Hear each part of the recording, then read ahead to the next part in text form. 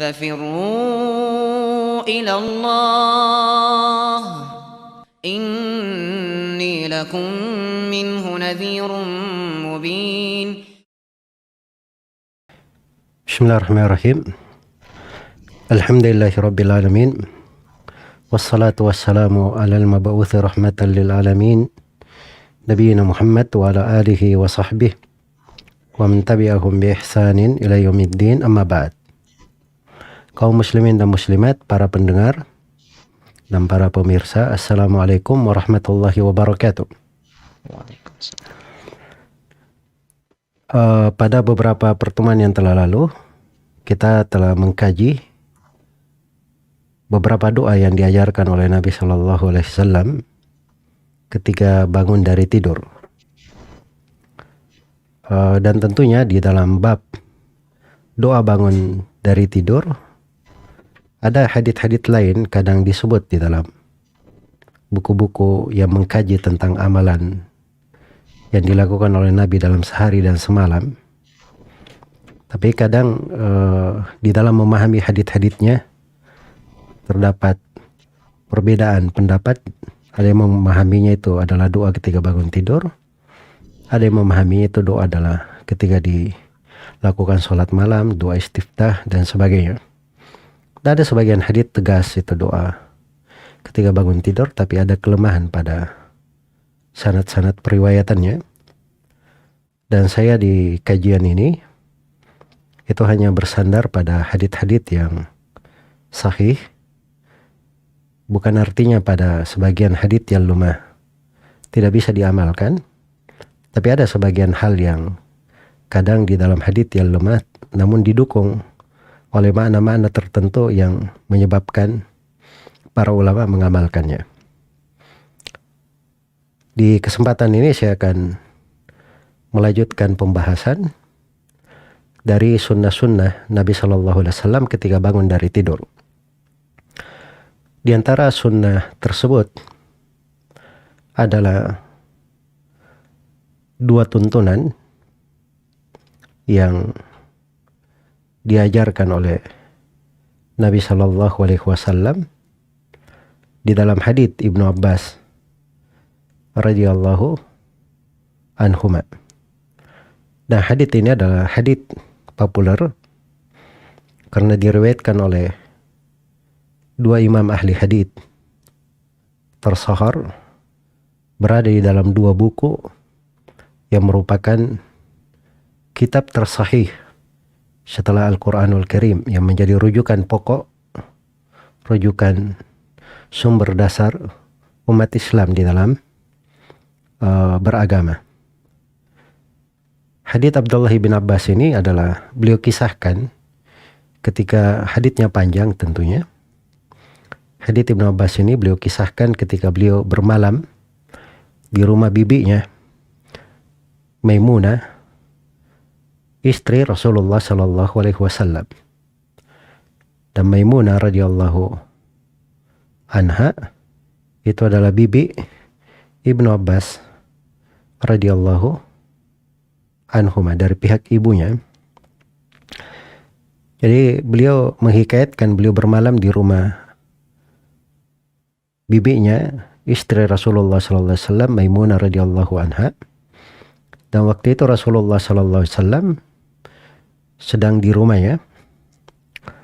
Maka Ibnu Abbas menceritakan bagaimana Rasulullah Sallallahu Alaihi Wasallam ketika beliau tidur, kemudian ketika beliau bangun, dan beliau bangun mendekati seperdua malam atau pas seperdua malam, sebelumnya atau setelahnya. Kata Ibnu Abbas radhiyallahu taala anhuma, istaiqadha Rasulullah sallallahu alaihi wasallam fajalasa yamsahu an-nawma an wajhihi biyadihi thumma qara'a al-ashra al-ayati al-khawatima min surati Ali Imran. Kata Ibnu Abbas radhiyallahu anhuma, kemudian Rasulullah sallallahu alaihi wasallam terbangun dari tidurnya, lalu beliau duduk, kemudian beliau mengusap tidur dari wajahnya dengan menggunakan tangannya. Lalu beliau membaca 10 ayat penutup. 10 ayat penutup dari surah Ali Imran.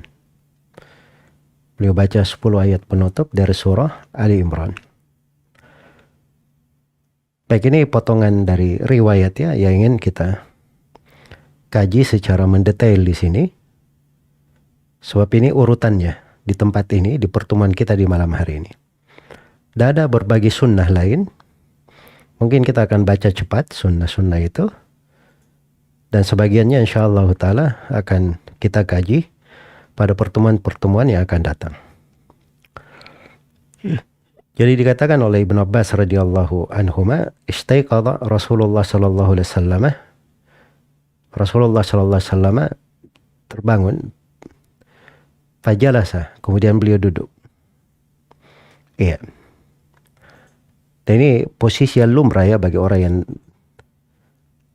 bangun dari tidur. Biasanya itu orang yang bangun dari tidur, ketika dia bangun dia duduk dulu sejenak.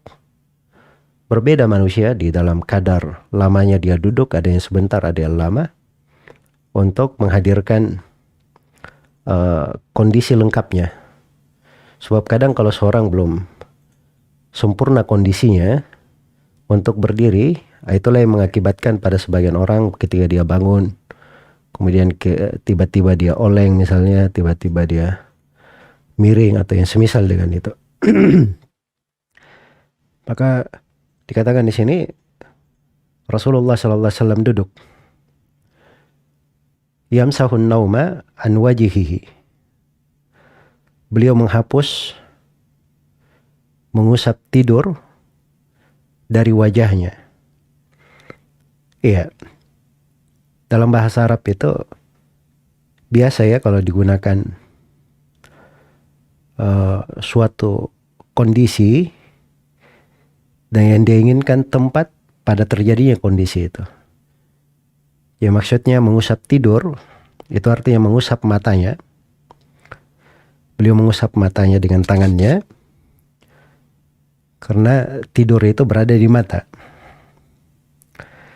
Dan sebagian ulama ada yang mengatakan mengusap tidur itu artinya mengusap bekas tidurnya. Jadi pengaruh-pengaruh tidur itu dia hilangkan dengan mengusap wajahnya. Itu mana mengusap tidur dari wajahnya. Karena seorang yang baru bangun dari tidur, apalagi kalau memang tidurnya itu dia putus. Dan ini keberadaan Nabi, beliau bangun di 1/2 malam untuk sholat malam. Ya umumnya manusia itu kalau dia bangun di 1/2 malam, itu di posisi masih memerlukan tidur tambahan. Jadi ketika dia berdiri untuk menghilangkan rasa kantuknya atau pengaruh dari tidurnya, maka dia duduk sejenak. Kemudian dia hilangkan dari pengaruh-pengaruh tidur di wajahnya. Maka ini dari sunnah Nabi Sallallahu Alaihi Wasallam. Iya, seorang mengusap wajahnya, dia usap matanya supaya hilang pengaruh tidurnya. Itu dilakukan oleh Rasulullah Sallallahu Alaihi Wasallam. Setelah itu beliau membaca 10 ayat terakhir dari penutup surah Ali Imran. Dan 10 ayat terakhir dari penutup surah Ali Imran itu diterangkan di dalam riwayat-riwayat yang lain. Ini riwayat Ibnu Abbas ini datang dengan berbagai jalur. Di sebagian jalurnya diterangkan ayat-ayatnya. Dan kalau dihitung 10 ayat terakhir memang itu bermula dari firman Allah, inna fi khalqis samawati wal ard wa ikhtilafil laili wan nahar la ayatil li ulil albab. Itu awal ayatnya hingga akhir surah. pada ayat ya ayyuhalladzina amanu sabiru wasabiru warabitu wattaqullaha la'allakum tuflihun. Jadi itu 10 ayat. Semuanya awal ayat hingga ayat yang ke-10 semuanya dibaca oleh Nabi Shallallahu Alaihi Wasallam. Ya. Dan 10 ayat ini adalah 10 ayat yang agung ya. Terdapat di dalamnya makna-makna yang besar. Karena itu adalah intisari dari surah Ali Imran. Di dalam 10 ayat itu diingatkan bahwa pada penciptaan langit dan bumi itu terdapat tanda-tanda kebesaran Allah Subhanahu wa ta'ala. Dan itu bisa dipahami oleh orang-orang yang memiliki hati. Orang-orang yang selalu berzikir kepada Allah Subhanahu wa ta'ala di segala kondisi dan keadaan. Dalam keadaan berdiri, dalam keadaan duduk, maupun dalam keadaan berbaring. Orang-orang yang selalu takut kepada Allah. Orang-orang yang berdoa kepada Allah. Dia bertawassul dengan amalan salihnya, dengan keimanannya kepada Rabbnya. Dihindarkan dari api neraka. Dimasukkan ke dalam golongan orang-orang yang beruntung. Kemudian diingatkan tentang bagaimana seorang itu menjalani kehidupan dengan bersabar. Diingatkan tentang hinanya dunia. Dan diberi perbandingan antara dua golongan. Kemudian ditutup dengan firman-Nya ya ayyuhalladzina amanu sabiru wasabiru warabitu wattaqullaha la'allakum tuflihun. Wahai orang-orang yang beriman, bersabarlah dan selalu melakukan musabarah. Selalu bersabar, mengikat diri dengan kesabaran. Warabitu, dan selalu lakukan ribat, menjaga-jaga di perbatasan tempat yang dikhawatirkan diserang oleh musuh, jihad fi sabilillah. Dan hendaknya kalian bertakwa kepada Allah supaya kalian itu beruntung. Dan ini surah Madaniyah, surah di posisi umat Islam itu sudah ada perintah untuk berjihad dengan tangan, dipimpin oleh kepala negara. Karena memang yang namanya jihad itu di dalam syariat Islam itu disyaratkan dengan kepala negara. Karena itu siapa saja mengajak kepada jihad dan bukan seruan dari kepala negara, itu dari orang-orang yang keliru pemahamannya. Dari semenjak dahulu itu pemahaman orang-orang yang ekstrim. Iya. Tapi jihad itu sendiri itu besar fungsinya dalam agama, ketaatan yang sangat besar. Karena itu penjagaan terhadap agama, penjagaan terhadap kehormatan, penjagaan terhadap darah, penjagaan terhadap nilai sebuah negeri, dan berbagai makna yang terkandung di dalamnya. Jadi maksudnya dari sunnah Nabi yang lain di sini, ketika bangun dari tidur, Nabi SAW membaca 10 ayat terakhir dari surah Ali Imran. Membaca 10 ayat terakhir dari surah Ali Imran. Nah, ini dipetik oleh para ulama tentang bolehnya seseorang itu membaca Al-Quran walaupun dia tidak berwudu ketika dia baru bangun dari tidur. Karena itu kita boleh berzikir. Sudah kita sebutkan 3 jenis dzikir pada pertemuan yang telah lalu. Dari dzikir-dzikir yang disyariatkan bagi orang yang baru bangun dari tidur. Dan itu semuanya di posisi belum berwudu. Iya. Dan di sini Nabi membaca 10 ayat dari akhir surah Al-Imran. Setelah itu dikatakan oleh Ibnu Abbas, "Tsumma qama ila syannin mu'allaqah." Kemudian Nabi berdiri menuju kepada syan. Syan ini kendi ya. Apa yang biasa ditempati untuk air. Iya. Dan kendi ini tergantung. Sedang tergantung di rumah. Lalu Nabi SAW dikatakan fatawadda'a minha. Kemudian beliau berwudu darinya. Fa ahsana wudu'ahu. Dan beliau memperbagus wudunya. Ini sifat-sifat wudu Nabi ya. Ketika beliau berwudu itu, beliau berwudu bukan orang yang kayak tergesa-gesa, Tapi indah dalam berudunya, sempurna, mutkin. Dia datangkan dari kewajiban-kewajibannya dan dia datangkan dari sunnah-sunnahnya. Thumma qama yusalli. Kemudian Nabi pun berdiri untuk sholat. Kata Ibnu Abbas radhiyallahu anhuma, "Faqumtu fasana'tu mithla ma sana'." Kata Ibnu Abbas, saya pun berdiri. Lalu saya melakukan seperti yang dilakukan oleh Nabi. Ibnu Abbas juga mengusap, menghilangkan tidur dari wajahnya. Kemudian membaca 10 ayat, lalu beliau berwudu. Ini menunjukkan itu sunnah dilakukan. Karena Ibnu Abbas mengikuti Nabi dalam hal itu dan Nabi melihatnya, mengetahuinya. Kata beliau, "Tsumma dhahabtu faqumtu ila jambihi." Kata Ibnu Abbas, kemudian saya pergi lalu saya berdiri di samping Nabi. Fawada'a yadahu al-yumna ala ra'si wa akhadha bi udhuni al-yumna yaflituha. Maka beliau pun mengambil meletakkan tangan kanannya di atas kepalaku, kata Ibnu Abbas, dan mengambil telinga kananku. Beliau kayak menjewernya begitu, melepaskannya. Iya.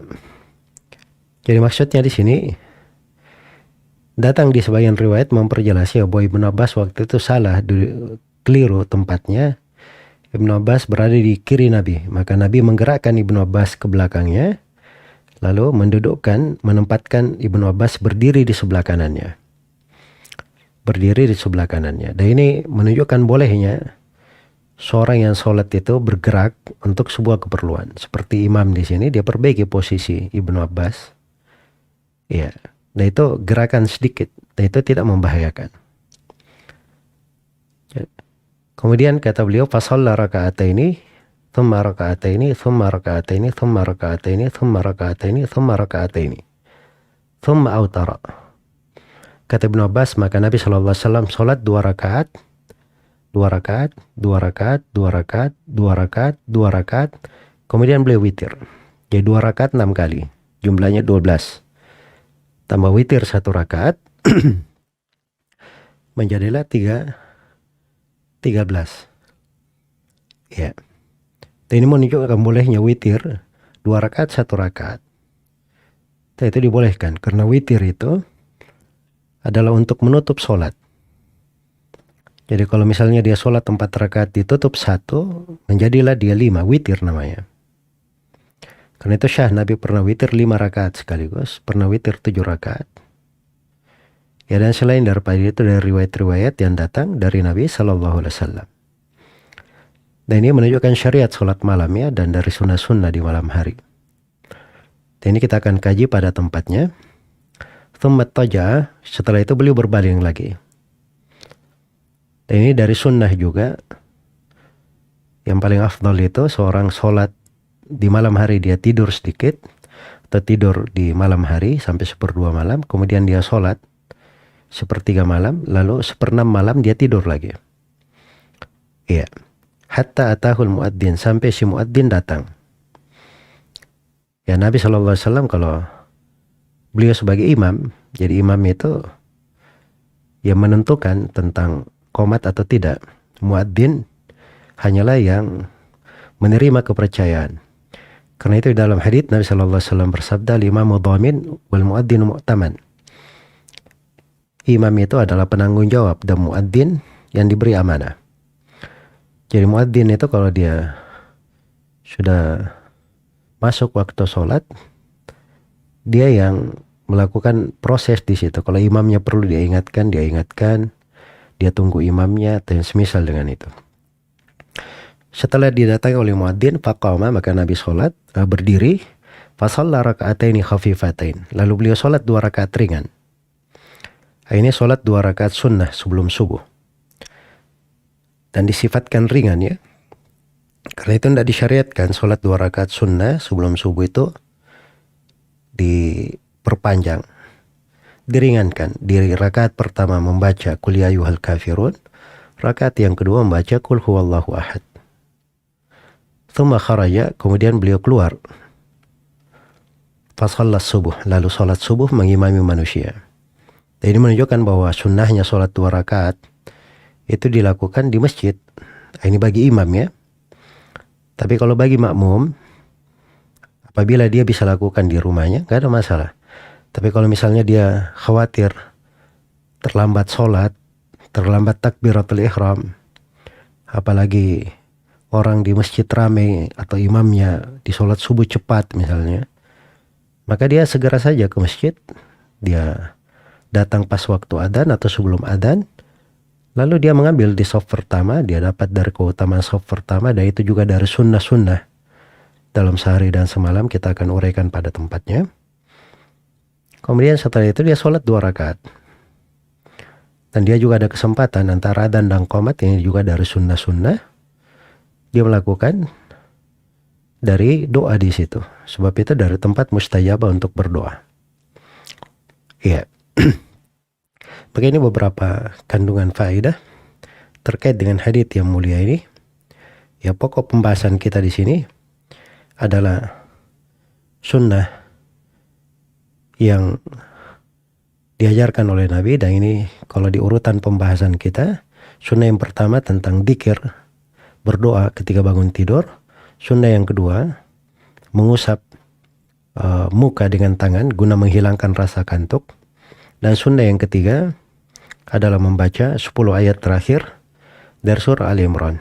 Dan ini 2 sunnah yang terakhir yang kita fokuskan kajiannya di dalam hadits Ibnu Abbas riwayat Bukhari dan Muslim di malam hari ini. Selain daripada itu, kita singgung berbagai sunnah dalam riwayat Ibnu Abbas yang kita baca. Dan itu insya Allah akan kita pertajam pembahasannya di pertemuan-pertemuan yang mendatang. Semoga Allah Subhanahu wa Ta'ala memberikan kepada kita kelapangan dalam umur dan amalan, mengukuhkan kita di atas ketaatan. Innahu waliyyu dzalika wal qadiru alaih, wallahu ta'ala alam.